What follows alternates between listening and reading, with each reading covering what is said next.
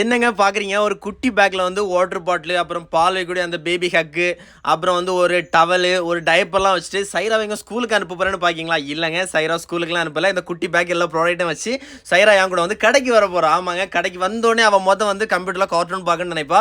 So கார்ட்டூன போட்டுட்டு ரொம்ப நேரம் பார்த்துட்டே இருந்தா. இந்த ப்ராடக்ட் வந்து ரொம்ப ஒரு யூஸ்ஃபுல்லான ப்ராடக்ட்டுங்க. லிங்க்ல குடுத்துருக்கேன். முடிஞ்சா பர்ச்சேஸ் பண்ணுங்க. செம்ம ஒர்த்தா இருக்குங்க. நீங்க வெளிலலாம் போகும்போது ரொம்ப யூஸ் பண்ணிக்கலாம். ஸோ அப்புறம் கொஞ்ச நேரம் கடையில இருந்துட்டு, சைராவ கூட்டு அப்படியே எங்க வந்தேன்னா, கன்னியாகுமரிக்கு வந்துட்டேன்.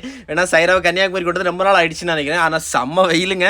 அந்த வெயிலுக்குள்ளேயே நல்ல க்ரௌட் இருந்துச்சு கன்னியாகுமரியில் மத்தியானம் கூட. ஓகே பரவாயில்லன்னு சொல்லிட்டு அப்படி பீச் பக்கமாக கூட்டு போனேன். சைராக்கு எப்பவுமே இந்த கடல் வந்து ரொம்பவே பிடிக்கும். ஸோ இப்போ அந்த கடலை பார்த்தோன்னே என் கையெல்லாம் உருவிட்டு எடுத்துட்டு என்னையாவது அடிச்சு பிடிச்சி கடலுக்குள்ள போகணும்னு நினைப்பா. பட் கூட இல்லை, அந்த பாறையில் பிடிச்சி விட்டுருந்தேன். ஆனாலும் கையை பிடிச்சி வச்சிருந்தேன். அந்த தண்ணியை பார்த்து செம்மையாக விளையாடிட்டே இருந்தாங்க. விளையாடி முடிச்சுட்டு அப்படியே சைரா வெளியில் கூட்டு வரேன். அந்த ஐஸை பார்த்து அப்பா ஐஸ்னு கேட்டே இருந்தா. அப்புறம் ஒரு ஐஸையும் வாங்கி கொடுத்தேன். ஓகே நம்ம பிள்ளைல ஸோ ஆசைப்பட்டு கேட்டான்னு சொல்லி வாங்கி கொடுத்து அப்படியே கூட்டு கடைக்கு வந்துட்டேன். கடைக்கு வந்தோடனே மேடம் நல்லா உறக்கம் வந்துடுச்சு. ஸோ தூங்கும்.